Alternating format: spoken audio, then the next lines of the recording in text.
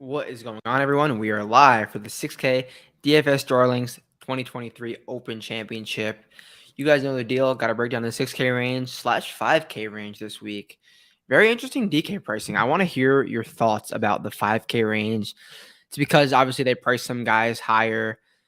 And I wonder what the pricing would have been if it was like normal pricing.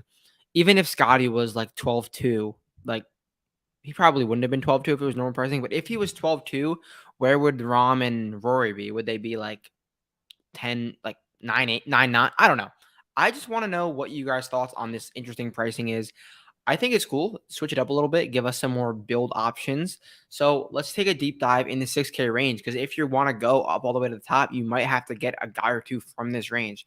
I'm going to give you 4 guys from 6.9 to 5.8 that you could possibly enter in your lineups, and I think they could have a good week.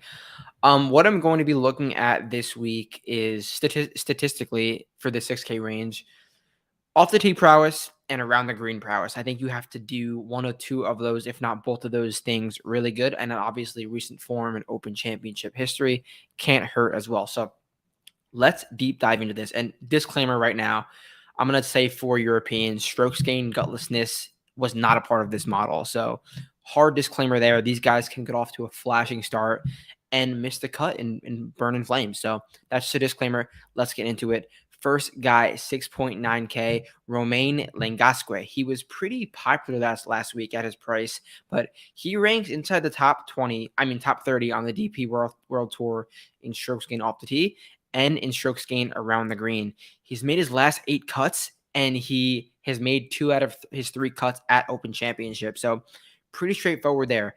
Guy's good around the green, guy's good off the tee, and he's in great form. So not hard. Romain Langasque, 6.9K. We will jump down to 6.5, and we will go with our guy, Matty J, Matthew Jordan. He is not great off the tee. I will admit that right now, but he ranks 7th on the DP World Tour in strokes gained around the green. Also, he's made 6 out of his last 7 cuts, so we know he's playing good golf. The big thing here, and I'm never really in these storyline things, but he is a member here at Royal Liverpool, grew up in the area, and he's played this course more times than anyone in this field has ever played this course. At 6.5K, 80 guys and ties making the cut, I think he can make this cut. That's really kind of no, it's not. You don't just need to make the cut, but he is going to make the cut, and he's a guy who could definitely have a pop round. He knows this course like the back of his hand.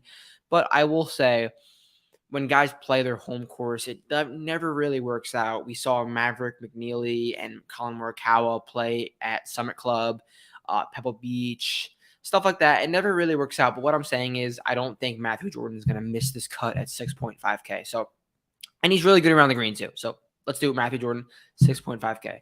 Next guy, our guy, Thomas Dietrich, 6.4K. He ranks inside the top 65 in both strokes gained total drive, not strokes gained total driving, in total driving, and then strokes gained around the green on the PGA Tour, which kind of equates to about 25th on the DP World Tour. So if he was a full-time DP World Tour member, I'd be saying he's like inside the top 20, 30 inside these stats. So Thomas Dietrich is good in both of those categories I'm looking for. He's playing really good golf too. He's made 6 out of his last 8 cuts, and those are in PGA Tour events, not DP World Tour events. And he's 1 for 2 making cut at the Open. I love Thomas Dietrich. I hate wagering on him because he is a tough guy to follow and root for when he gets into contention because he blows up a lot. But I like Thomas Dietrich in the 6K range. I don't like when Thomas Dietrich is getting up to 9.8K even when they're shitty fields. So Thomas Dietrich, 6.4K. Let's do the damn thing. And then finally, Antoine Rosner at 5.8K. This is a golfer who doesn't necessarily fit the exact profile for Royal Liverpool. He's not the best off the tee, and he's not the best around the green, but he's a golfer who hasn't missed a cut since the first week in March. He's playing great golf, made his last ton of cuts, and the price point is objectively ridiculous. He flashed inside the top 30 at points last week at the Scottish Open, but why is he 5.8K? Why is he below Bio Kim at 5.9K, who plays on the Korean Tour, who hasn't played on the PGA Tour since I believe 2019, 2018? was when that guy was on the PGA Tour, and then he got suspended or some shit. I could be totally wrong about that, but I think Bio Kim got suspended for some crazy shit in the PGA Tour and then never made his way back. But we have 3 measured rounds on Bio Kim in like the last year and a half. Why is he priced higher than Antoine Rosner, a guy who beat Bryson DeChambeau in Austin, a guy who wins on the DP World Tour, a guy who is he's a name that people know. Why is he priced so low? Does DraftKings know something? I don't know. 5.8K if you got to go that low. Antoine Rosner. So that's him.